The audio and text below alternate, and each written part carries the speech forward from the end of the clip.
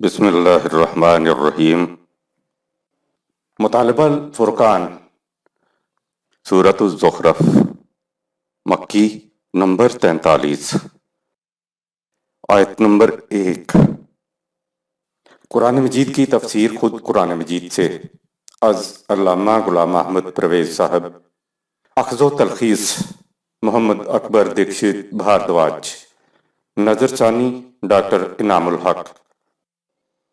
سورۃ الزخرف، مکی، نمبر 43۔ بسم اللہ الرحمن الرحیم۔ اے اللہ، میری تمام تر کوششوں کا مقصد ربوبیت عامہ کے لیے تیری صفات کو بانداز رحمانیت و رحیمیت معاشرے کے اندر ظہور میں لانا ہے۔ آیت نمبر 1۔ حامیم،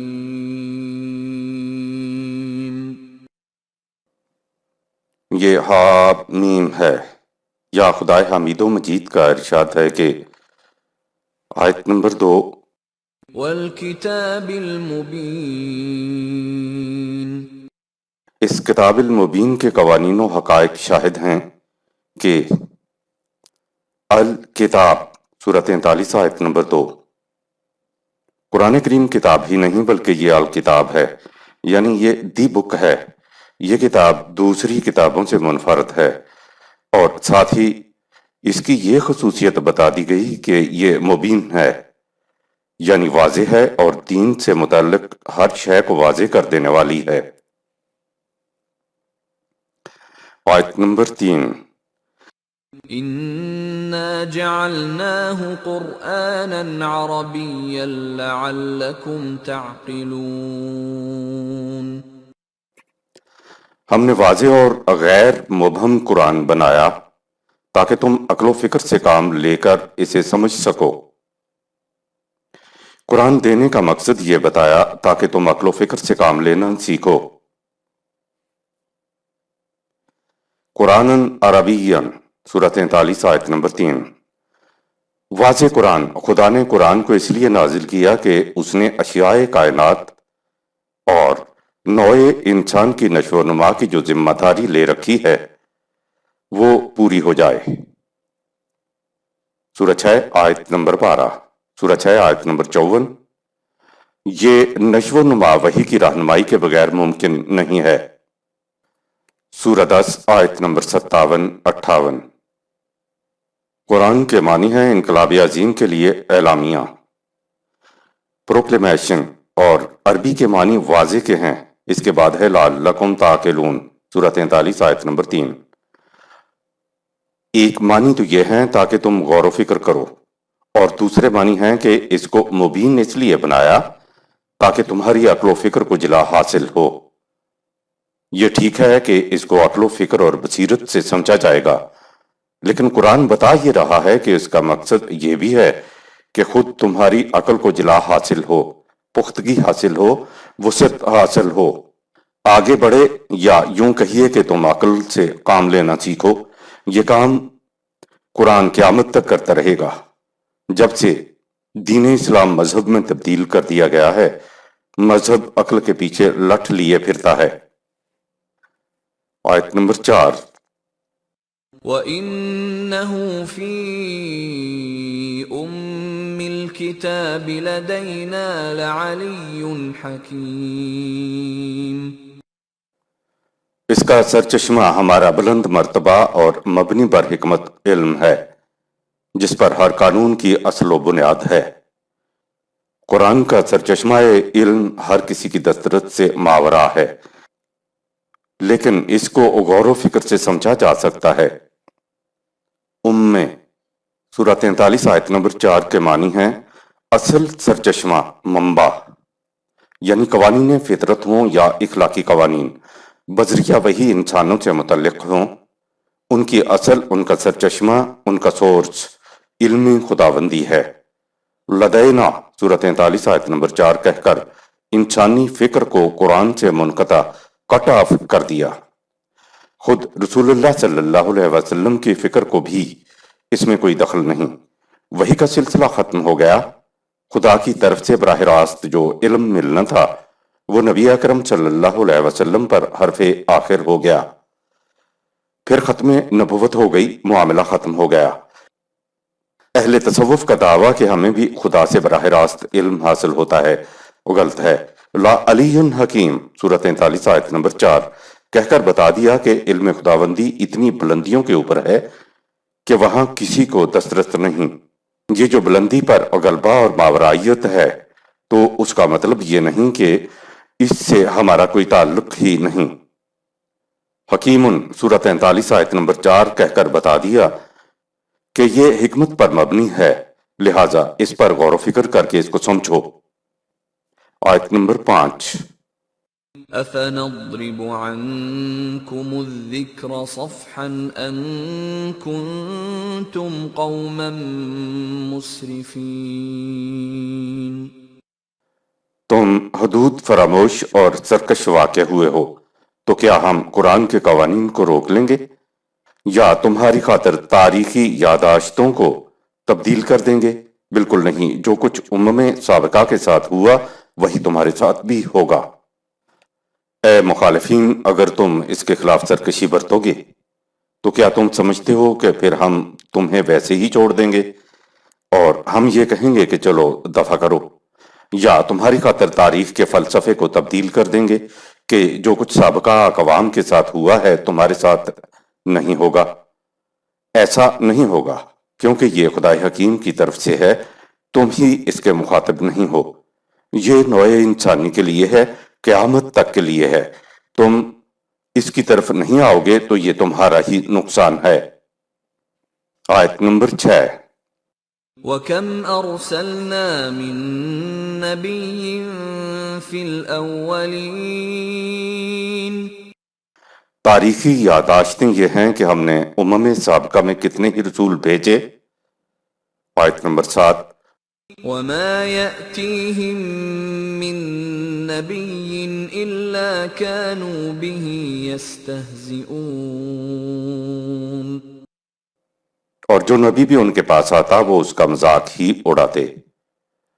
تمام انبیاء کرام اپنی دعوت کو دلیل و برہان کے ساتھ پیش کرتے تھے۔ ان کے انکار کی صورت میں وہ مخالفین سے کہتے تھے کہ ہاتوا برہانکم ان کنتم صادقین، سورہ 2 آیت نمبر 111۔ اپنی بات میں سچے ہو تو دلیل پیش کرو۔ دلیل ان کے پاس ہوتی نہیں تھی تو وہ استہزاء پر اتراتے تھے۔ اینٹ کا جواب تو پتھر سے دیا جا سکتا ہے، کمینگی کا جواب دینے کے لیے کمینگی کی سطح پر انبیاء کرام نہیں اتر سکتے تھے، اس لیے انہیں مخالفین کا مذاق اڑانا برداشت کرنا ہوتا تھا، اور یہ مرحلہ بڑا ہی صبر طلب ہوتا تھا۔ ایسے ہی مقامات پر خدا انبیاء کرام سے کہتا وَاصْبِرْ سورہ 73 آیت نمبر 10، تو استقامت سے اپنے مقام پہ جمع رہ، ان کی باتوں کی پرواہ نہ کر۔ آیت نمبر 8 فَأَهْلَكْنَا أَشَدَّ مِنْهُمْ بَطْشًا وَمَضَىٰ مَثَلُ الْأَوَّلِينَ۔ سو ہمارے قانون مکافات نے ان مخاطبین سے کہیں زیادہ قوی اور زور آوروں کو ہلاک کر دیا، اور اگلوں کی مثالیں گزر چکی ہیں تو یہی ان کا بھی انجام ہوگا۔ آیت نمبر 9 وَلَئِن سَأَلْتَهُم مَّنْ خَلَقَ السَّمَاوَاتِ وَالْأَرْضَ لَيَقُولُنَّ خَلَقَهُنَّ الْعَزِيزُ الْعَلِيمُ۔ اگر تم ان سے پوچھو کہ کائنات کی پستیوں اور بلندیوں کو کس نے پیدا کیا ہے تو یہ کہیں گے کہ انہیں اس خدا نے پیدا کیا ہے جو غلبہ و اقتدار کا مالک ہے اور ہر شے کا علم رکھنے والا ہے۔ طبعی کائنات میں خدا کے قوانین کی کار فرمائی کے قائل ہونے کی وجہ سے مخالفین الہ السما کے تو قائل تھے، لیکن انسانی کائنات میں قوانین خداوندی کے مطابق زندگی بسر کرنے کو تسلیم نہ کرنے کی وجہ سے وہ الہ الارض کے قائل نہیں تھے۔ خارجی کائنات میں خدا کو تسلیم کرنا اور انسانی کائنات میں خدا کے قوانین کو تسلیم نہ کرنا سیکولرزم کہلاتا ہے۔ آج تو ساری دنیا ہی سیکولر ہے۔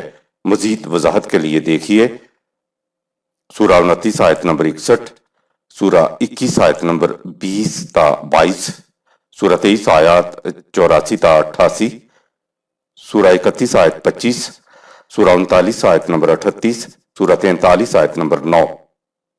آیت نمبر 10۔ الذي جعل لكم الأرض مهدا وجعل لكم فيها سبلا لعلكم تهتدون۔ ان کا جواب درست ہے، وہ اللہ ہی ہے جس نے اس زمین کو تمہارے لیے آرام گاہ بنایا اور اس میں تمہارے لیے مختلف راستے رکھ دیے تاکہ تم اپنی اپنی منزل مقصود تک پہنچ جایا کرو۔ مہدن کے معنی ہیں کوئی ہموار قابل رہائش چیز، نیز مہدن گہوارے کو پنگوڑے کو بھی کہتے ہیں جو حرکت والی چیز ہوتی ہے۔ ایک دوسرے مقام پہ زمین کے بارے میں کہا تمیدہ بیکم، سورہ 31 آیت نمبر 10، اور معنی ہوتے ہیں زمین تمہیں اپنے اوپر لے کر گھوم رہی ہے۔ اس سے بیشتر پوری دنیا زمین کو ساکن مانتی تھی۔ قرآن کریم اس زمانے میں کہتا ہے کہ زمین کو ایسا بنایا کہ یہ تمہیں اپنے اوپر لیے ہوئے محو گردش ہے، لہذا زمین مہدن بھی ہے اور تمیدہ بھی ہے۔ آیت نمبر 11۔ والذي نزل من السماء ماء بقدر فأنشرنا به بلدة ميتا كذلك تخرجون۔ وہ اللہ ہی ہے جو بادلوں سے ایک معینہ اندازے کے مطابق بارش برساتا ہے اور پھر اس سے زمین مردہ کو زندگی عطا کرتا ہے، اور اسی طرح وہ آسمانی بارش یعنی وحی کے ذریعے تمہیں حیات نو عطا کرے گا۔ بقدرین کے معنی ہے متعین اندازہ، یعنی بغیر اندازے اور بغیر پیمانے کے مطابق نہیں۔ جس قدر بخارات سمندر سے اٹھتے ہیں، جتنا پانی وہ لیے ہوئے ہوتے ہیں وہ بادلوں کی شکل میں ہمارے سر پہ ہوتے ہیں۔ اگر وہ بے قدرین نہ برسیں اور ایک ہی دفعہ نیچے برس جائیں تو کوئی ذی حیات صفحہ ارض پر زندہ نہ رہے۔ آپ نے دیکھا کہ بارش قطرہ قطرہ برستی ہے، ذرا سی زیادہ برس جائے تو سیلاب طوفان بن جاتا ہے۔ کہا کہ وہ ایک معین اندازے کے مطابق بارش برساتا ہے اور اس سے پھر ہم زمین مردہ کو زندہ کرتے ہیں۔ کذالک تخرجون، سورہ 43 آیت نمبر 11۔ کہہ کر قرآن نے اشارہ کیا کہ جس طرح سے زمین مردہ ہماری رحمت کے ایک چینٹے سے دوبارہ زندہ ہو جاتی ہے، اسی طرح ہم اقوام مردہ کو بھی آسمانی بارش وحی کے ذریعے حیات نو عطا کر دیا کرتے ہیں، بشرطے کہ کوئی قوم اس کی طرف آئے۔ آیت نمبر 12۔ والذي خلق الأزواج كلها وجعل لكم من الفلك والأنعام ما تركبون۔ وہ اللہ ہی ہے جس نے زمین میں انواع و اقسام کی چیزیں پیدا کیں اور تمہارے لیے کشتیاں اور مویشی بنائے تاکہ تم ان پر سوار ہو کر منزل پر پہنچ سکو۔ تمہارے لیے کشتیاں بنائیں کا مفہوم۔ ٹھیک ہے کہ خدا نے انواع و اقسام کی چیزیں اور مویشی ہمارے لیے بنائے، لیکن خدا نے کشتی کے بارے میں بھی کہا جعل لکم، تمہارے لیے کشتیاں بنائی۔ سب جانتے ہیں کہ خدا انسانوں کے لیے کشتیاں نہیں بناتا۔ دراصل خدا جن چیزوں کو اپنی طرف منسوب کرتا ہے وہ ضروری نہیں کہ براہ راست وہ خود بناتا ہے۔ اس کے قانون کے مطابق انسان جو چیز بناتا ہے تو اسے خدا اپنی طرف منسوب کر لیتا ہے۔ دنیا میں جو اولین کشتی حضرت نوح علیہ السلام کے ہاتھوں بنی تھی وہ خدا کے حکم اور رہنمائی میں بنائی گئی تھی۔ خدا نے اپنے قانون کے مطابق کشتی بنوا دی۔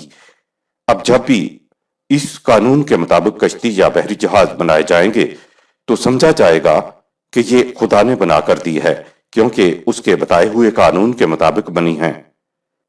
اب اس قانون کے مطابق بنائے گئے جہاز لاکھوں ٹن سامان اٹھا کر تیرتے رہتے ہیں۔ جب بھی انسان خدا کے قانون کی خلاف ورزی کرتا ہے تو جہاز ڈوب جاتا ہے۔ آیت نمبر 13۔ لِتَسْتَوُوا عَلَى ظُهُورِهِ ثُمَّ تَذْكُرُوا نِعْمَةَ رَبِّكُمْ إِذَا اسْتَوَيْتُمْ عَلَيْهِ وَتَقُولُوا سُبْحَانَ الَّذِي سَخَّرَ لَنَا هَذَا وَمَا كُنَّا لَهُ مُقْرِنِينَ۔ جب تم سوار ہو کر ان کی پشت پر جم کر بیٹھ جاؤ تو اپنے نشو و نما دینے والے کی نعمتوں کو اپنی نگاہوں کے سامنے لاؤ اور کہو کہ فی الواقع اللہ کی ذات ہر قسم کے نقائص سے پاک ہے، جس نے ان تمام چیزوں کو ہمارے تابع فرمان کر دیا، ورنہ یہ ہمارے بس کی بات نہ تھی کہ ہم انہیں مسخر کر لیتے۔ یورپ میں خدا کو ماننے والا کہتا ہے کہ قانون فطرت کی روح سے ایسا ہو رہا ہے۔ مومن ایک قدم آگے جاتا ہے، وہ کہتا ہے کہ فطرت کے قانون بھی تو اسی کے پیدا کرتا ہے۔ وہ یہاں براہ راست اس سے منسلک کر دیتا ہے کہ تو بہت بلند ہے، تو نے ہمارے لیے ایسی چیزیں پیدا کیں۔ آیت نمبر 14۔ وَإِنَّا إِلَىٰ رَبِّنَا لَمُنقَلِبُونَ۔ اس کے بعد تمہاری روش یہ ہونی چاہیے کہ تمہارا ہر قدم خدا کے بتائے ہوئے راستے کی طرف اٹھے۔ کافر قانون فطرت کہہ کر آگے بڑھ جاتا ہے، جبکہ مومن کہتا ہے لا منقلبون، سورۃ 43 آیت نمبر 14۔ اپنی تمام تر صلاحیتوں کو خدا کی طرف لوٹاتا چلا جاتا ہے۔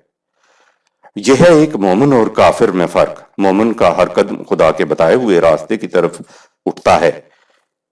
اصل بات یہ ہے کہ کیا تم اپنے امور کے تصفیے کے لیے اس کے قوانین کی طرف لوٹتے ہو یا نہیں۔ یہ ہے خدا کا ماننا اور یہ ہے خدا کی محکومیت اختیار کرنا۔ آیت نمبر 15۔ وَجَعَلُوا لَهُ مِنْ عِبَادِهِ جُزْءًا إِنَّ الْإِنسَانَ لَكَفُورٌ مُبِينٌ۔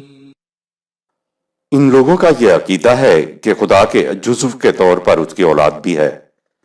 بے شک انسان ایسے عقیدے کی بنا پر کھلی جہالت میں ہے۔ خدا تولید سے پاک ہے، وہ تو صرف تخلیق کرتا ہے۔ خدا کا طریقے تخلیق کریشن ہے، نہ کہ تولید پروکریشن۔ یہ عقیدہ غلط ہے کہ انسانی روح ذات روح خداوندی کا جزو ہے، جو اپنی اصل سے الگ ہو کر مادہ کی دلدل میں پھنس گئی ہے، اور یہ کہ اس کا منتہا یہ ہے کہ یہ پھر سے اپنی اصل سے مل جائے۔ انسانی ذات خداوندی کا جزو نہیں ہے، بلکہ اس کی عطا کردہ ہے، اور ذات میں خوابیدہ شکل میں صفات خداوندی ہیں، جن کی نشو و نما کرنا انسان کی طبعی زندگی کا اولین و آخرین فریضہ ہے۔ ذات ناقابل تقسیم وحدت ہوتی ہے، یہ حصوں میں نہیں بٹ سکتی۔ اس آیت کی زد صوفیوں کے عقیدہ وحدت الوجود پر بھی پڑتی ہے۔ جب کوئی شے خدا کا جزو نہیں ہے تو ساری کائنات کو اس کا جزو بنا دینا کس طرح توحید بن سکتی ہے۔ آیت نمبر 16۔ أَمِ اتَّخَذَ مِمَّا يَخْلُقُ بَنَاتٍ وَأَصْفَاكُم بِالْبَنِينَ۔ اور کیا اس نے اپنی مخلوق میں سے اپنے لیے بیٹیاں پسند کیں اور تم کو بیٹوں سے نوازا ہے؟ یہ لوگ عقیدہ رکھتے تھے کہ دیویاں اور فرشتے اولاد کے طور پر خدا کی بیٹیاں ہیں۔ اول تو خدا کے لیے اولاد کا عقیدہ ہی باطل تھا، پھر اولاد بھی خدا کے لیے وہ جسے یہ خود اپنے لیے پسند نہیں کرتے۔ انہوں نے یہ عقیدہ بنایا ہوا تھا کہ خدا نے اپنے لیے بیٹیاں منتخب کیں اور ان کے لیے بیٹے، سورہ 16 آیت نمبر 58۔ خدا کے متعلق اولاد کا عقیدہ ہی سرے سے باطل ہے۔ آیت نمبر 17۔ وَإِذَا بُشِّرَ أَحَدُهُم بِمَا ضَرَبَ لِلرَّحْمَنِ مَثَلًا ظَلَّ وَجْهُهُ مُسْوَدًّا وَهُوَ كَظِيمٌ۔ جب ان میں سے کسی کو بیٹی کی بشارت دی جاتی ہے جسے یہ خدا کے لیے پسند کرتے ہیں تو ان کا چہرہ سیاہ پڑ جاتا ہے اور وہ غم میں ڈوب جاتا ہے۔ یہ ہے بیٹیوں کے متعلق ان کا تصور۔ آیت نمبر 18۔ أَوَمَن يُنَشَّأُ فِي الْحِلْيَةِ وَهُوَ فِي الْخِصَامِ غَيْرُ مُبِينٍ۔ وہ کہتا ہے کہ یہ کیا پیدا ہوئی جو زیورات میں پلتی ہے اور خود اپنے متنازع معاملہ کو صاف اور واضح طور پر بیان نہیں کر سکتی۔ ایک عورت کی گواہی پوری گواہی ہے۔ مرد نے عورت کو کچھ ایسا بنا رکھا ہے کہ زندگی کا مقصد ہی اس کا زیورات رہ گیا ہے۔ گھر میں کبھی جھگڑا ہوتا ہے تو اس میں بھی اپنا جواب، اپنا ایکسپریشن، اپنی مدافعت واضح طور پہ یہ نہیں کر سکتی۔ پرورش کے انداز کی وجہ سے اس بیچاری کو بات ہی نہیں کرنی آتی۔ اگر عورت کو کورٹ میں لے جایا جائے تو وہاں اس کی کیا حالت ہوگی۔ اس وجہ سے قرآن نے کہا کہ گواہی کے لیے 2 عورتیں لے لو، تاکہ گواہی دینے والی عورت اپنے ساتھ ایک عورت کو پا کر حوصلے میں رہے۔ پھر قرآن نے خود ہی بتا دیا کہ اگر گواہی دینے والی عورت بھول جائے، کنفیوز ہو جائے، تو دوسری اس کو یاد دلا دے۔ سورہ 2 آیت نمبر 282۔ اگر عورت گواہی کے دوران کنفیوز نہیں ہوتی تو اس ایک ہی عورت کی گواہی کافی سمجھی جائے گی، دوسری عورت کو گواہی دینے کے لیے نہیں کہا جائے گا۔ مملکت پاکستان کے قانونی شہادت کے اندر قرآن کے الرغم 2 عورتوں کی گواہی ایک مرد کے برابر کر دی گئی ہے۔ قتل کے مقدمے میں تو پاکستان کے قانون کے مطابق 10 عورتوں کی بھی گواہی قبول نہیں ہے۔ بعض ایسے مقدمات میں جن میں عورت کی گواہی سرے سے قابل قبول نہیں ہے، عورت کی شروع سے ہی 2 نمبر پرورش کی جاتی ہے۔ اگر بھائی بہن میں تکرار ہو تو کہا جاتا ہے کہ بے شرم بھائی کے سامنے بول رہی ہو۔ وہ کہتی ہے کہ بھائی مار رہا ہے تو ماں باپ جواب دیتے ہیں کہ بھائی مارا ہی کرتے ہیں۔ احساس کمتری شروع سے ہی اس کے اندر داخل کر دیا جاتا ہے۔ پھر کہا جاتا ہے کہ عورت کی فطرت ہی ایسی ہے۔ ایسی پرورش میں عورت غیر و مبین سورہ 43 آیت نمبر 18 رہ جاتی ہے۔ آیت نمبر 19۔ وَجَعَلُوا الْمَلَائِكَةَ الَّذِينَ هُمْ عِبَادُ الرَّحْمَنِ إِنَاثًا أَشَهِدُوا خَلْقَهُمْ سَتُكْتَبُ شَهَادَتُهُمْ وَيُسْأَلُونَ۔ اور انہوں نے اپنے باطل عقیدے کی روح سے فرشتوں کو جو خدائے رحمان کے بندے ہیں بیٹیوں کا درجہ دے رکھا ہے۔ کیا یہ ان کے بناتے وقت موجود تھے جس سے انہیں معلوم ہوا کہ فرشتے مؤنث ہیں؟ بہرحال ان کی یہ بات ان کے نامہ اعمال میں لکھ لی ہے۔ ان سے پرسش ہوگی کہ ان کے عقیدے کا ان کے پاس کیا ثبوت ہے۔ عباد الرحمن، فرشتے رحمان کے احکامات بجا لاتے ہیں۔ یہ 2 لفظ کہہ کر خدا نے باطل عقیدے کی جڑ کاٹ کر رکھ دی اور فرشتوں کی صحیح حقیقت واضح کر دی کہ فرشتے بیٹیاں نہیں بلکہ وہ تو خدائے رحمان کے قوانین کی محکومیت اختیار کیے ہوئے ہیں، یعنی وہ تو اس کے پروگرام کو بروئے کار لانے والی مخلوق ہیں۔ مزید کہا کہ یہ فرشتوں کو مؤنث کہتے ہیں تو بتاؤ جب ہم انہیں بنا رہے تھے تو کیا یہ اس وقت موجود تھے کہ انہیں علم ہو گیا کہ فرشتے مؤنث ہیں؟ آیت نمبر 20۔ وَقَالُوا لَوْ شَاءَ الرَّحْمَنُ مَا عَبَدْنَاهُمْ مَا لَهُم بِذَلِكَ مِنْ عِلْمٍ إِنْ هُمْ إِلَّا يَخْرُصُونَ۔ اور تقدیر کے باطل عقیدے کی روح سے یہ کہتے ہیں کہ اگر اللہ چاہتا تو ہم ان غیر اللہ کی پرستش نہ کرتے، انہیں تقدیر کے بارے میں کوئی علم نہیں ہے، یہ یوں ہی قیاس آرائیاں کرتے ہیں۔ ہر انسان اپنے عمل کا ذمہ دار ہے۔ سورہ 6 آیت نمبر 149، سورہ 36 آیت نمبر 47 اور سورہ 2 آیت نمبر 141۔ آیت نمبر 21۔ أَمْ آتَيْنَاهُمْ كِتَابًا مِّن قَبْلِهِ فَهُمْ بِهِ مُسْتَمْسِكُونَ۔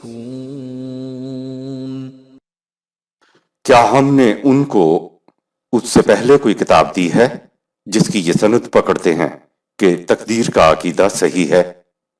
آیت نمبر 22۔ بل قالوا إنا وجدنا آباءنا على أمة وإنا على آثارهم مهتدون۔ یہ لوگ دلیل و برہان کے بغیر کہتے ہیں کہ ہم نے اپنے باپ دادا کو ایک طریقہ پر پایا اور ہم بھی انہی کے نقش قدم پر چلے جا رہے ہیں۔ آیت نمبر 23۔ وَكَذَلِكَ مَا أَرْسَلْنَا مِن قَبْلِكَ فِي قَرْيَةٍ مِّن نَّذِيرٍ إِلَّا قَالَ مُتْرَفُوهَا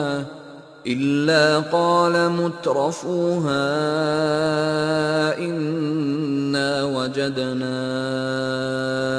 آبَاءَنَا عَلَىٰ أُمَّةٍ وَإِنَّا عَلَىٰ آثَارِهِم مُقْتَدُونَ۔ اور اسی طرح ہم نے تجھ سے پہلے بھی جس قوم کی طرف کوئی رسول بھیجا جو ان کو غلط روش کے تباہ کن عواقب سے متنبع کرتا تھا، تو اس قوم کے آسودہ حال لوگوں نے ہمیشہ یہ کہہ کر ان رسولوں کی مخالفت کی کہ ہم نے جس مسلک پر اپنے آباء و اجداد کو دیکھا ہے ہم اس پر چلتے جائیں گے۔ سورہ 31 آیت نمبر 21، سورہ 34 آیت نمبر 43 اور سورہ 2 آیات 170 تا 171۔ مترفوہا کا مادہ ہے تیرفے اور معنی ہے وہ جو سہل انگار ہوں، جو محنت سے جی چرانے والے ہوں۔ مترفین میں سہل انگاری بھی ہوتی ہے، دوسروں کی کمائی کے اوپر جینا بھی ہوتا ہے۔ آیت نمبر 24۔ قال اولو جئتكم بأهدى مما وجدتم عليه آباءكم قالوا إنا بما أرسلتم به كافرون۔ رسول ان سے کہتے کہ جو تعلیم ہم پیش کرتے ہیں اگر وہ تمہارے اسلاف کے مسلک سے زیادہ بہتر اور صحیح ہو تو کیا تم پھر بھی اس کے مقابلے میں اپنے اسلاف کے مسلک کو ترجیح دو گے؟ وہ کہتے کہ ہم اسی سارے کا انکار کرتے ہیں جو دے کر تمہیں بھیجا گیا ہے۔ آیت نمبر 25۔ فانتقمنا منهم فانظر كيف كان عاقبة المكذبين۔ تو ہمارے قانون مکافات نے انہیں پکڑ لیا، تو تم تاریخ کے اوراق سے پوچھو کہ ان کی تکذیب کا انجام کیا ہوا۔ آیت نمبر 26۔ وَإِذْ قَالَ إِبْرَاهِيمُ لِأَبِيهِ وَقَوْمِهِ إِنَّنِي بَرَاءٌ مِّمَّا تَعْبُدُونَ۔ ذرا تصور میں لاؤ جب ابراہیم علیہ السلام نے اپنے باپ اور اپنی قوم سے کہہ دیا تھا کہ تم جن چیزوں کی پرستش کرتے ہو میں ان سے متنفر اور بیزار ہوں۔ قرآن اپنے اسلوب کے مطابق نظری گفتگو کے بعد اب شہادت میں تاریخی حقائق کو پیش کر رہا ہے کہ حضرت ابراہیم علیہ السلام نے اسلاف پرست باپ اور قوم سے کہا کہ اننی براء مما تعبدون، سورہ 43 آیت نمبر 26۔ میں ان سے متنفر اور بیزار ہوں جن کی تم پوجا کرتے ہو۔ یہ قوم سے علیحدگی تھی، باپ سے علیحدگی تھی اور ملک سے بھی علیحدگی تھی۔ آپ ہجرت کر کے دوسری جگہ چلے گئے ہیں لیکن اسلاف کا راستہ اختیار نہ کیا۔ آیت نمبر 27۔ إِلَّا الَّذِي فَطَرَنِي فَإِنَّهُ سَيَهْدِينِ۔ میں صرف اسی خدا کو اپنا حاکم اور معبود تسلیم کرتا ہوں جس نے مجھے پیدا کیا، لہذا اسی کا بتایا ہوا راستہ مجھے منزل مقصود تک پہنچا دے گا۔ آیت نمبر 28۔ وَجَعَلَهَا كَلِمَةً بَاقِيَةً فِي عَقِبِهِ لَعَلَّهُمْ يَرْجِعُونَ۔ اور اپنے اسی مسلک کو اس نے اپنی اولاد کے لیے چھوڑا تاکہ وہ غلط راستوں سے منہ موڑ کر اس راستے کی طرف رجوع کریں۔ آیت نمبر 29۔ بل متعت هؤلاء وآباءهم حتى جاءهم الحق ورسول مبين۔ باوجود اس کے کہ ابراہیم علیہ السلام کی اولاد نے اس کی تعلیم کو چھوڑ دیا، پھر بھی ہم انہیں اور ان کے آباء و اجداد کو سامان زیست فراوانی سے عطا کرتے رہے، یہاں تک کہ اب ان کی طرف ہمارا یہ رسول واضح حقائق لے کر آ گیا ہے۔ آیت نمبر 30۔ وَلَمَّا جَاءَهُمُ الْحَقُّ قَالُوا هَذَا سِحْرٌ وَإِنَّا بِهِ كَافِرُونَ۔ اور جب حق ان کی طرف آیا تو یہ کہنے لگے کہ یہ تو بالکل جھوٹ ہے، ہم اسے ماننے کے لیے تیار نہیں۔ اب شاخ اسماعیل علیہ السلام میں حق آیا تو انہوں نے بھی سابقہ امتوں کی طرح کہہ دیا کہ یہ بالکل جھوٹ ہے، ہم تو اسے نہیں مانیں گے، ہم تو اسلاف کے راستے پر چلتے چلے جائیں گے۔ آیت نمبر 31۔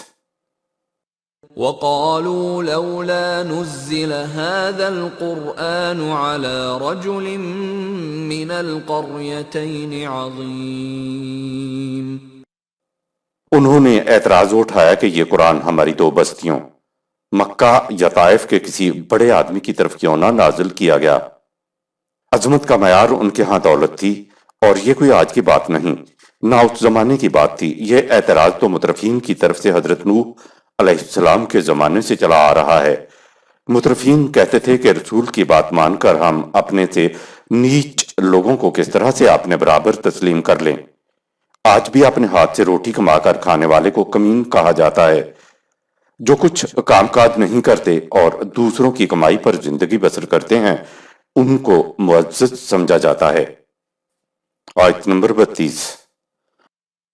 اَهُمْ يَقْسِمُونَ رَحْمَةَ رَبِّكَ نَحْنُ قَسَمْنَا بَيْنَهُمْ مَعِيشَتَهُمْ فِي الْحَيَاةِ الدُّنْيَا وَرَفَعْنَا بَعْضَهُمْ فَوْقَ بَعْضٍ دَرَجَاتٍ لِيَتَّخِذَ بَعْضُهُمْ بَعْضًا سُخْرِيًّا وَرَحْمَةُ رَبِّكَ خَيْرٌ مِّمَّا يَجْمَعُونَ۔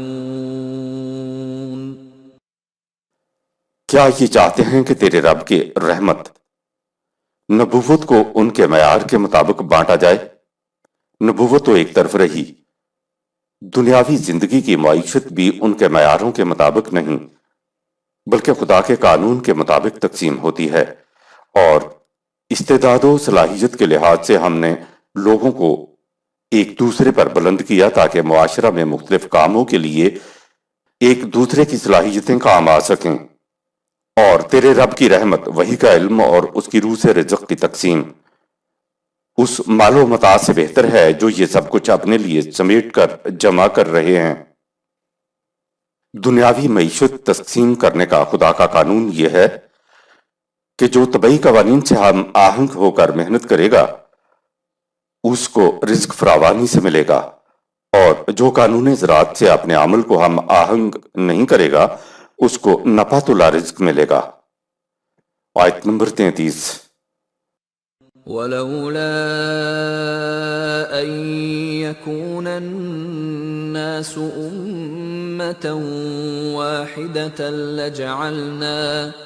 لَجَعَلْنَا لِمَن يَكْفُرُ بِالرَّحْمَنِ لِبُيُوتِهِمْ سُقُفًا مِّن فِضَّةٍ وَمَعَارِجَ عَلَيْهَا يَظْهَرُونَ۔ اگر ہماری مشیت کے پروگرام میں یہ نہ ہوتا کہ تمام نوع انسان کو آخر الامر عالمگیر امت واحدہ بننا ہے تو خدائے رحمان کا انکار کرنے والوں کو بے حد و حساب دولت جمع کرنے کے لیے ہم بے لگام چھوڑ دیتے، جس سے ان کے گھروں کی چھتیں اور سیڑھیاں تک چاندی کی ہو جاتی۔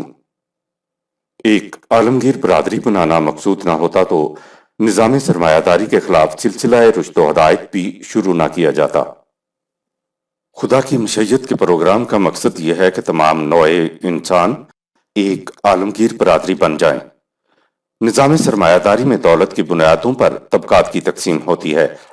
یہ طبقاتی تقسیم اگر دولت کی بنیاد پر اسی طرح رہے تو مساوات پر مبنی ایک عالمگیر برادری نہیں بن سکتی۔ نوع انسانی تو بہت بڑی چیز ہے، ایک ملک میں بسنے والی قوم ایک قوم نہیں بن سکتی۔ پرانی ذاتوں اور گوتوں اور برادریوں نے بھیس بدلا ہے۔ دولت کی بنیاد پر نئی برادریاں وجود میں آ رہی ہیں، نئی انجمنیں بن رہی ہیں، نئے طبقات بن رہے ہیں۔ خدا کہہ رہا ہے کہ اگر ہمارے پروگرام میں یہ نہ ہوتا کہ تمام نوع انسان کو آخر الامر ایک عالمگیر برادری بننا ہے۔ سورہ 2 آیت 213، سورہ 10 آیت نمبر 19۔ تو ہم ان لوگوں کو جو ہمارے نظام ربوبیت سے انکار کر کے سب کچھ اپنے لیے سمیٹ لینا چاہتے ہیں، ایسا پیغام چھوڑ دیتے کہ وہ بے حد و حساب دولت جمع کر لیتے جس سے ان کے گھروں کی چھتیں اور سیڑھیاں تک چاندی کی ہو جائیں۔ سورہ 43 آیت نمبر 33۔ اور ان کے گھروں کے دروازے اور تخت جن پر یہ بیٹھتے ہیں سونے کے ہو جاتے۔ سورہ 43 آیت نمبر 34۔ لیکن طبقات میں اس قدر تفاوت سے نوع انسان ایک برادری نہیں بن سکتی۔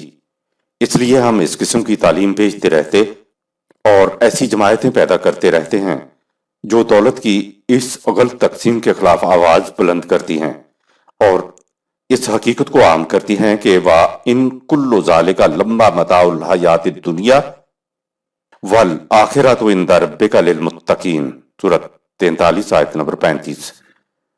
انسانی زندگی کا مقصود و منتہا صرف اسی دنیا کی آسائش و آرائش نہیں، اس کی مستقبل کی زندگی کی فلاح و بہبود بھی ہے جو متقین کے نظام خداوندی قائم کرنے سے حاصل ہوتا ہے۔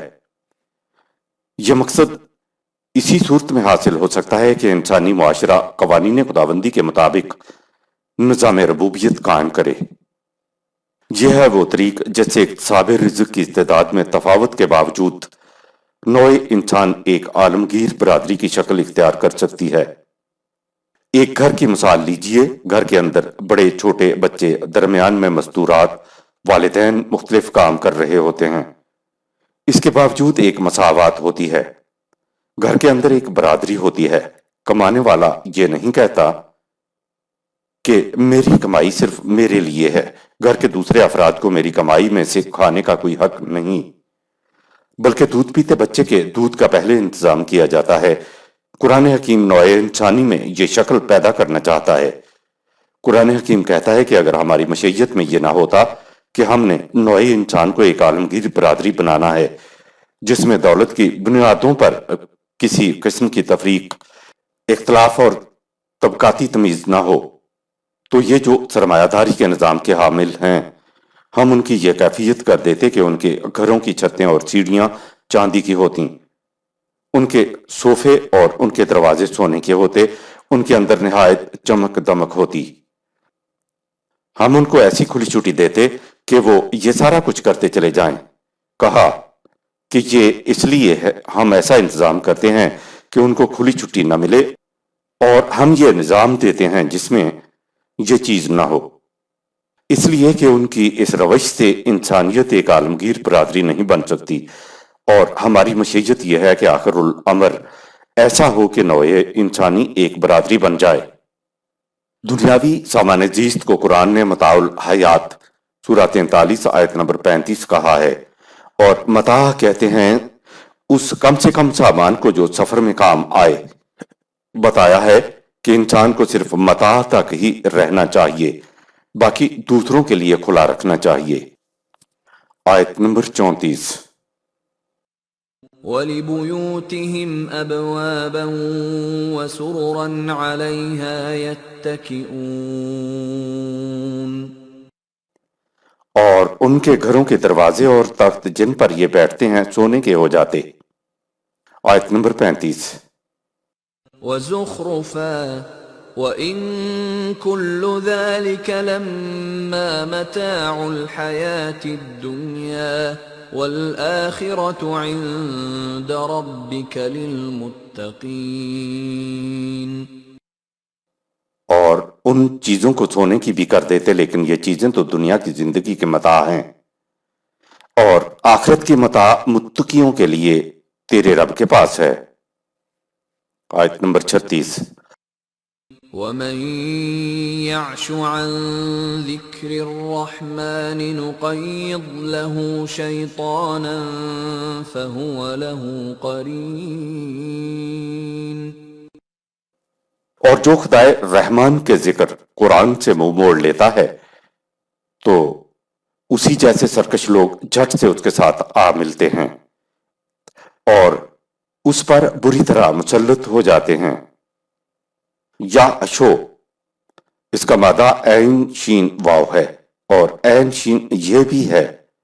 تاج العروس محیط المحیط اور امام راغب کی مشہور تصنیف المفردات فی الغریب القرآن کے مطابق العشاء کے معنی ہے آنکھوں کے سامنے اندھیرا آ جانا، اندھا ہو جانا، اور عشاء انہو کے معنی ہے وہ اس کی طرف سے پلٹ کر کسی دوسری طرف مائل ہو گیا، اس سے آراز برتا، اس کی طرف سے اندھا ہو گیا۔ اس لفظ کے بنیادی معنی ہے کسی کی مصنوعی چمک دمک سے آنکھوں میں خیرگی پیدا ہو جائے۔ بہرحال اس لفظ کے آخری معنی اعراض برتنا بھی ہوتے ہیں۔ جن کی نگاہوں میں یہ خیرگی پیدا ہو جاتی ہے تو پھر ان کو قانون خداوندی صاف صاف نظر نہیں آتا اور اس کو شیطان یعنی سرکش مصاحب گھیر لیتے ہیں۔ نقیضو، نقیض کے معنی ہیں کہ اس طرح سے کسی کے اوپر مسلط ہو جانا جیسے انڈے کا خول انڈے کے اوپر مسلط ہوتا ہے، باہر کی آواز تک اندر نہیں جانے دیتا، ہوا تک نہیں جانے دیتا، اندر کی آواز باہر نہیں آنے دیتا۔ شیطان یعنی سرکش مصاحب یوں مسلط ہوا کرتے ہیں۔ آیت نمبر 37۔ وَإِنَّهُمْ لَيَصُدُّونَهُمْ عَنِ السَّبِيلِ وَيَحْسَبُونَ أَنَّهُمْ مُهْتَدُونَ۔ اور یہ نقیض لوگوں کو صحیح راستے کی طرف آنے سے روکتے ہیں اور فریب کی وجہ سے سمجھتے ہیں کہ ہم بالکل سیدھی راہ پر چل رہے ہیں۔ نقیضو، لوگ کون ہیں؟ یہ مذہبی پیشوائیت ہے، یہ لوگوں کو نیکیوں کے کام بتاتے رہتے ہیں۔ دولت کے انبار، شخصی حکومتیں، یہ ساری قانون خداوندی کے خلاف ہیں۔ یہ باتیں یہ لوگوں کو نہیں بتاتے، بس مذہبی رسومات کی ادائیگی پر زور دیتے رہتے ہیں اور کہتے ہیں کہ مذہبی رسومات ادا کر کے آپ لوگ اسلام کا بہت بڑا کام کر رہے ہیں۔ یوں یہ لوگوں کو مزاج خانقاہی میں پختہ تر کرتے رہتے ہیں۔ یہ خود بھی اپنے بارے میں کہتے ہیں کہ ہم بالکل سیدھے راستے پر ہیں اور لوگوں کو بھی سمجھاتے ہیں کہ تم بھی ہماری طرح سیدھے راستے پر رہو۔ گویا مذہبی پیشوائیت اور متبعین دونوں فریب خوردہ ہوتے ہیں۔ آیت نمبر 38۔ حتى إذا جاءنا قال يا ليت بيني وبينك بعد المشرقين فبئس القرين۔ یہاں تک کہ ان کی غلط روش کے تباہ کن نتائج ان کے سامنے آ گئے تو کہیں گے کہ کاش ہم میں اور ہمارے ان ساتھیوں کے درمیان مشرق کے دونوں کناروں کے برابر دوری ہوتی، پس کیا ہی برے ساتھی تھے جو اپنے ساتھ ہمیں بھی لے ڈوبے۔ آیت نمبر 39۔ وَلَن يَنفَعَكُمُ الْيَوْمَ إِذ ظَّلَمْتُمْ أَنَّكُمْ فِي الْعَذَابِ مُشْتَرِكُونَ۔ ان سے کہا جائے گا کہ اب یہ باتیں تمہیں کچھ فائدہ نہیں دے سکتی، اس لیے کہ تم سب مل کر ظلم و زیادتی کیا کرتے تھے، لہٰذا تباہی و بربادی کے عذاب میں تم سب برابر کے شریک ہوگے۔ آیت نمبر 40۔ أَفَأَنْتَ تُسْمِعُ الصُّمَّ أَوْ تَهْدِي الْعُمْيَ وَمَنْ كَانَ فِي ضَلَالٍ مُبِينٍ۔ اے رسول، کیا تو ان جیسے بہروں کو سنا سکتا ہے یا ان جیسے اندھوں کو راستہ دکھا سکتا ہے؟ حقیقت یہ ہے کہ جو لوگ اپنے آپ کو کھلی گمراہی میں رکھنا چاہیں اور گمراہی پر مصر بھی ہوں، انہیں کون راستہ دکھا سکتا ہے؟ کہا کہ اے رسول، جنہوں نے گمراہی کی تہیں انڈے کے خول کی طرح اوپر چڑھا رکھی ہیں ان پر تیری رہنمائی کوئی اثر نہیں کرے گی۔ آیت نمبر 41۔ فَإِمَّا نَذْهَبَنَّ بِكَ فَإِنَّا مِنْهُمْ مُنْتَقِمُونَ۔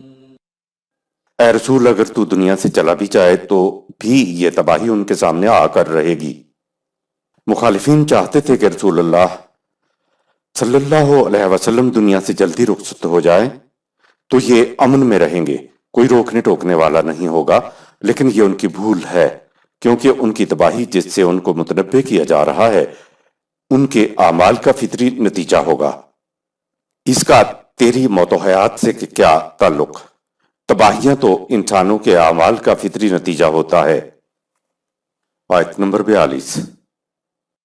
أَوْ نُرِيَنَّكَ الَّذِي وَعَدْنَاهُمْ فَإِنَّا عَلَيْهِمْ مُقْتَدِرُونَ۔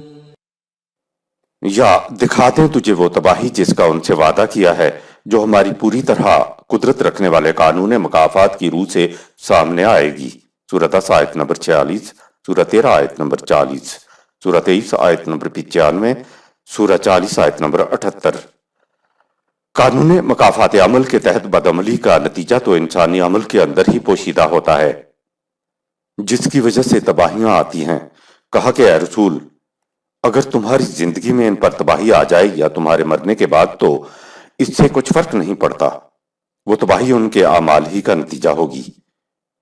یہ ہمارے قانون مکافات کی روح سے سامنے آئے گی جو ان کے اوپر قادر ہے۔ تباہیوں سے بچنا چاہتے ہو تو جرائم سے بچو۔ آیت نمبر 43۔ فَاسْتَمْسِكْ بِالَّذِي أُوحِيَ إِلَيْكَ إِنَّكَ عَلَى صِرَاطٍ مُسْتَقِيمٍ۔ پس اتباع کے لیے اس کو مضبوطی کے ساتھ تھامے رکھو جو تمہارے اوپر وحی کی گئی ہے، بے شک تم ایک سیدھی راہ پر چلے جا رہے ہو۔ آیت نمبر 44۔ وَإِنَّهُ لَذِكْرٌ لَكَ وَلِقَوْمِكَ وَسَوْفَ تُسْأَلُونَ۔ اور یہ قرآن تیرے اور تیرے متبعین کے لیے بڑے شرف اور عظمت کا موجب ہے۔ سورہ 21 آیت نمبر 10، سورہ 21 آیت نمبر 24۔ مخالفین سے کہہ دو کہ تم سے عنقریب پوچھا جائے گا کہ تم نے شرف و مجد دینے والے ضابطۂ حیات سے کیوں انکار کیا؟ ذکر کا مفہوم ملاحظہ فرمائیں سورۃ البقرہ کی آیت نمبر 3 کے تحت۔ آیت نمبر 45۔ وَاسْأَلْ مَنْ أَرْسَلْنَا مِن قَبْلِكَ مِن رُّسُلِنَا أَجَعَلْنَا مِن دُونِ الرَّحْمَٰنِ آلِهَةً يُعْبَدُونَ۔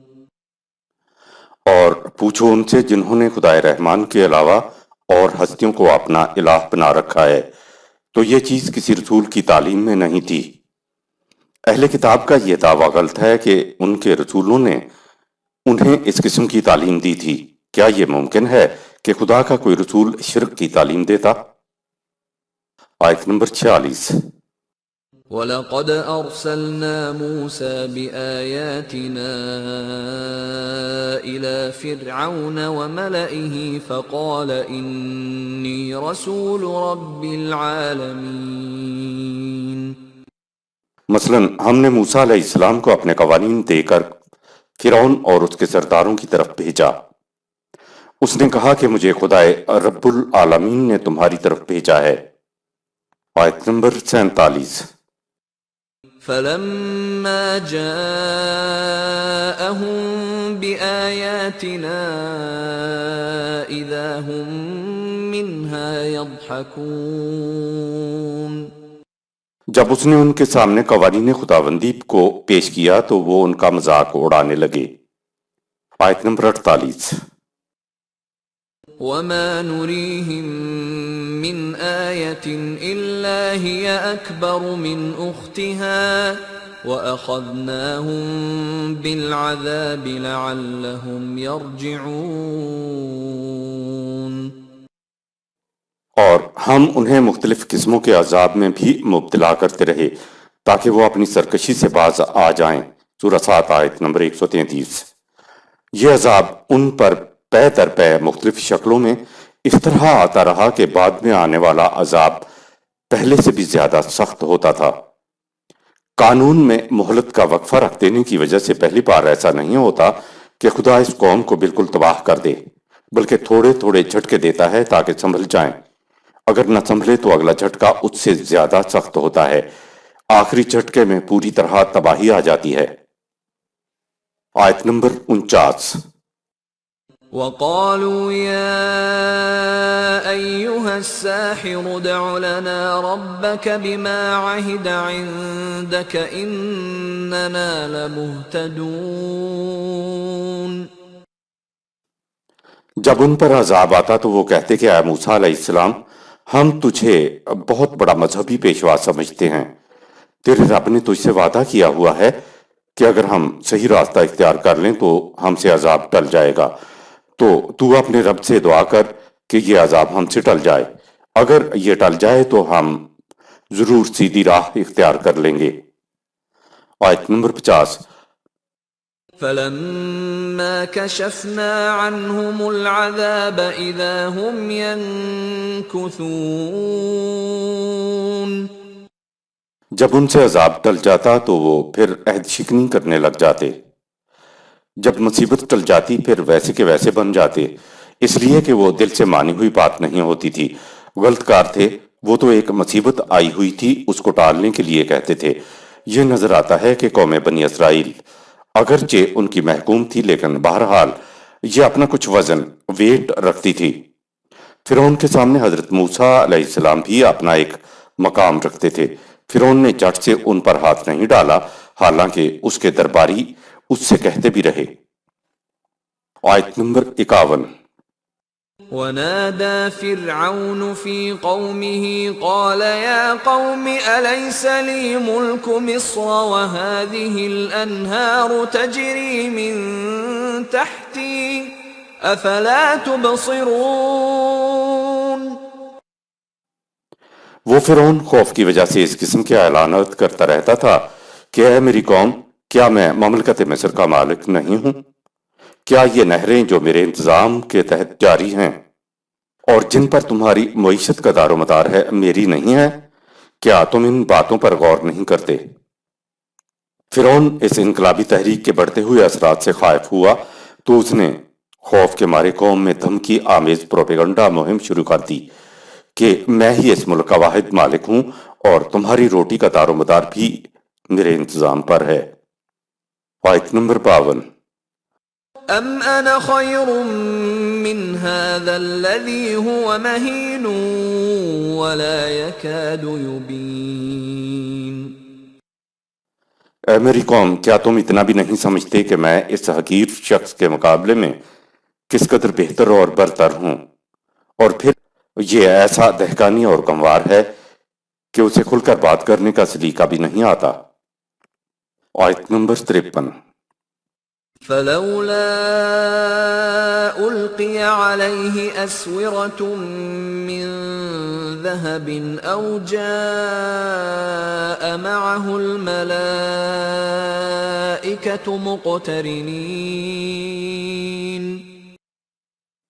اگر اس کے خدا نے اسے اتنے بڑے اقتدار کا مالک بنانا تھا تو اسے سرداری کے امتیازی نشان کے طور پر سونے کے کنگن کیوں نہ دیے، یا اس کے جلب میں صف در صف فرشتے کیوں نہ بھیجے۔ ایران کی سلطنت میں یہ چیز تھی کہ ان کے ہاں جو نورتن درباری تھے، بادشاہ ان کو امتیازی نشان کے طور پر سونے کے کنگن پہنا دیتا تھا۔ وہ کنگن انہیں انعام میں دیتے تھے، جنہیں کنگن مل جاتا ان کو اساورہ کہا جاتا تھا۔ فرعون کے ہاں بھی ایسا ہی تھا، انگریز انعام میں سونے کا کنگن نہیں دیتا تھا، وہ خان صاحب بنا دیتا تھا، جو معاشرے میں امتیازی نشان ہوتا تھا۔ فرعون نے کہا کہ اگر یہ صاحب اقتدار خدا کی طرف سے آیا ہے تو اس کے ہاتھوں میں سونے کے کنگن ہوتے، اور اگر یہ مذہب کے حوالے سے آیا ہے تو فرشتے اس کے ساتھ ساتھ کیوں نہیں چلتے۔ अस्विरतुन का मफहूम, इसका मादा सीन वावरे है। सारा युस्विरु सूरतुन के मानी है किसी पर चढ़ जाना, हमला करना। असूरो शहर पनाह यानी शहर की हिफाजत के लिए दीवार को कहते हैं। इसी से इसके मानी बुलंदी, रिफत, शरफो, फजीलत और बुलंदी और बरतरी के हैं। अत्सवारो कंगन को कहते हैं जो सरदारी और मदारज की बुलंदी का निशान होता था। असाविरो इसकी जमा है। अल असवार या अल असवारो सवार, फौज के कमांडर को नीज बेहतरीन तीर अंदाज और उम्दा शाहसवार को भी कहते हैं। आयत नंबर 54। فاستخف قومه فأطاعوه إنهم كانوا قوما فاسقين۔ चुनांचे वो इस किस्म के प्रोपेगंडा से अपनी कौम को फरेब में मुब्तला रखने की कोशिश करता रहा ताकि वो फरेब में आकर उसकी अताअत करते रहें। हकीकत यह है कि वो थे ही नाफरमान किस्म के लोग। प्रोपेगंडा किसी को गुमराह नहीं करता, गुमराह वही होते हैं जो होते ही नाफरमान किस्म के लोग। आयत नंबर 55। فلما آسفونا انتقمنا منهم فأغرقناهم أجمعين۔ सो जब उनकी सरकशी इंतहा तक पहुंच गई और उनकी तबाही का वक्त आ गया तो हमने उन सबको गर्क कर दिया। आयत नंबर 56। فجعلناهم سلفا ومثلا للآخرين۔ और वो एक जिंदा कौम की बजाय दास्ताने पारीना बन गए और आने वालों के लिए एक इबरत का नमूना। आयत नंबर 57। ولما ضرب ابن مريم مثلا إذا قومك منه يصدون۔ और ए रसूल जब तू ईसा इब्ने मरियम का जिक्र इज्जत व ताजीम से करता है तो तेरी कौम चिल्ला उठी है। यसिद्दून यसद के मानी है कि वो ये बात बर्दाश्त नहीं कर सकते थे।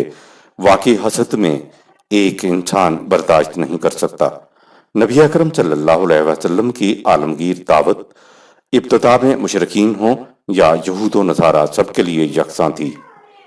रसूलुल्लाह सल्लल्लाहु अलैहि वसल्लम जब मक्का में पैदा हुए तो एक तो वहां मक्का के लोग थे जिन्हें इस्तिलाह में मुशरिकीन कहा जाता है। इन्हें अहले किताब से अलग किया गया था। ये लोग किसी नबी के इत्तबा के मुद्दई नहीं थे। इन मुशरिकीन का मसलक बुत परस्ती था। और दूसरे वो थे जिन्हें अहले किताब कहा गया है और उनमें नुमाया तौर पे यहूदी और नसारा ही थे। नसारा या ईसाइयों का मजहब उस दौर में करीबी, लेटेस्ट यानी आखिरी था।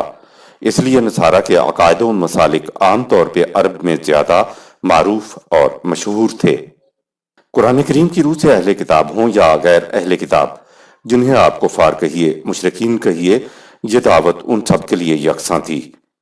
अहले किताब से यह मुतालिबा था कि फाइन आमनु बेमिस्ल मा आमनतुम बिही फाका देहता दो। सूरह 2 आयत नंबर 137। अगर ये इस तरह ईमान लाएं जिस तरह रसूलुल्लाह सल्लल्लाहु अलैहि वसल्लम और जमायत मोमिनीन ईमान लाई है तो फिर इसे ईमान समझा जाएगा। लेकिन इनका ईमान का दावा इसी तरह का था जैसा हम अक्सर मुसलमानों का है। मानने वाले और ना मानने वाले की अमली जिंदगी में नुमाया फर्क नजर आना चाहिए। मानना तो तस्लीम करना है, सरे तस्लीम खम करना है, अताअत करना है, मानने के मुताबिक जिंदगी बसर करना है। कुरान में है कि वह मल्लम याकुम बिमा अंज़लल्लाहु फाउलाइका हुमुल काफिरून। सूरह 5 आयत नंबर 44। जो खुदा की किताब के मुताबिक हुकूमत कायम नहीं करते, फैसले नहीं करते, हुक्म नहीं देते, उन्हें काफिर कहा जाता है। ख्वाह वो अहले किताब की तरह कहते हों कि हम ईमान लाए। कुरान हकीम के नजदीक मुशरिक होने की तारीफ अहकाम खुदाबंदी को न मानना है। कुरान हकीम ने तो ये कहा है कि अक्सर औकात ये भी सूरत होती है कि वो मोमिन होते हुए भी मुशरिक होते हैं। हम समझ लेते हैं कि बुतों के आगे हम नहीं झुकते तो हम शिर्क से पाक हैं। इस्तिलाही अहले किताब हों या हम मुसलमान, اگر خدا کی حکمرانی کو نہیں مانتے، انسانوں کی حکومتوں کو نہیں مانتے ہیں تو یہ شرک ہے، کفر ہے۔ سورہ 5 آیت نمبر 44۔ رسول اللہ صلی اللہ علیہ وسلم کے دور میں مشرکین تو وہ تھے جو کسی سابقہ نبی کی امت ہونے کے مدعی نہیں تھے، اور اہل کتاب وہ تھے جو اس کے مدعی تھے، لیکن ایمان لانے کا مطالبہ قرآن حکیم کا ان سب سے تھا۔ ایمان ہے ہی وہ جو قرآن حکیم کی تفصیل کے مطابق کسی چیز کو مانا جائے، تسلیم کیا جائے، اس کی اطاعت کی جائے، اس کے مطابق زندگی بسر کی جائے۔ قرآن حمید نے کہا ہے کہ جس ایمان کے ساتھ ایمان کے مطابق عمل شامل نہیں ہے وہ ایمان ہی نہیں ہے۔ آج کے مسلمان ہوں یا اہل کتاب، قرآن سب سے ایمان کا مطالبہ کرتا ہے۔ اصل ایمان کے متعلق علم نہ ہونے کی وجہ سے یہودی اور عیسائی ایک قوم بن کر رہ گئے تھے، اسی طرح مسلمان بھی ایک قوم بن کے رہ گئے ہیں۔ قرآن ایسے ایمان کے دعوے داروں سے کہتا ہے کہ یا ایھا الذین آمنوا باللہ، سورہ 4 آیت نمبر 136، اے ایمان کے دعوے دارو، اللہ پر ایمان لاؤ۔ ایمان لاؤ کہ تو معنی یہ ہوئے کہ جیسا قرآن کریم کہتا ہے کہ ویسا ایمان لاؤ، اور پھر اس ایمان کے مطابق قرآن کی اطاعت کرو۔ قرآن کا یہ مطالبہ ہر اس فرد یا قوم سے ہے جو اپنے ہاں ایمان کا دعوے دار ہے۔ آج مسلمان اسی سطح پہ ہیں جس سطح پہ رسول اللہ صلی اللہ علیہ وسلم کے زمانے میں اہل کتاب تھے، لیکن دونوں میں فرق یہ ہے کہ مسلمان رسول اللہ صلی اللہ علیہ وسلم کو آخری نبی تسلیم کرتے ہیں، جبکہ اصطلاحی اہل کتاب آخری نبی کو تسلیم ہی نہیں کرتے۔ دوسرا فرق یہ ہے کہ اہل کتاب کے پاس خدا کی تعلیم اپنی اصلی شکل میں نہیں رہی، وہ چاہیں بھی تو خدا کی اصل تعلیم کی طرف نہیں آ سکتے، جبکہ مسلمانوں کے پاس خدا کی آخری کتاب اصل شکل میں موجود ہے۔ جب مسلمان چاہیں یہ خدا کی اصل تعلیم کی طرف آ سکتے ہیں۔ یہود ہوں یا نصارہ، انہوں نے اپنے نبیوں کے متعلق بڑے غلط عقائد وضع کر رکھے تھے، لیکن قرآن کریم تو ان انبیاء کرام کو اسی سطح پہ رکھتا ہے جس سطح پہ نبوت کے اعتبار سے نبی اکرم صلی اللہ علیہ وسلم کو رکھا جاتا ہے۔ قرآن حکیم کا ارشاد ہے کہ لا نفرق بین احد من رسلہ، سورہ 2 آیت نمبر 285۔ ہم ان میں رسول ہونے کی جہت سے کسی میں بھی فرق نہیں کرتے۔ عقائد کے لحاظ سے مثلا عیسائیوں نے حضرت عیسیٰ علیہ السلام یا اپنے جو سینٹس تھے ان کے متعلق باطل اور مشرکانہ عقائد وضع کر رکھے تھے۔ ان باطل عقائد کا قرآن حکیم ذکر کرتا ہے تو انہیں بھی مشرک کہتا ہے، ان کے باطل عقائد کو شرک قرار دیتا ہے۔ لیکن عیسائی مشرکین اور مکہ کے مشرکین میں معاشرتی لحاظ سے کچھ فرق سا تھا۔ یہ جو مکہ کے مشرکین عرب تھے یہ اس کو سمجھ نہیں سکتے تھے، یا یوں کہیے کہ یہ برداشت نہیں کر سکتے تھے۔ ان کا اعتراض یہ ہوتا تھا کہ وَلَمَّا ضُرِبَ ابْنُ مَرْیَمَ مَثَلًا اِذْ قَوْمُکَ مِنْہُ یَصِدُّونَ، سورہ 43 آیت نمبر 57۔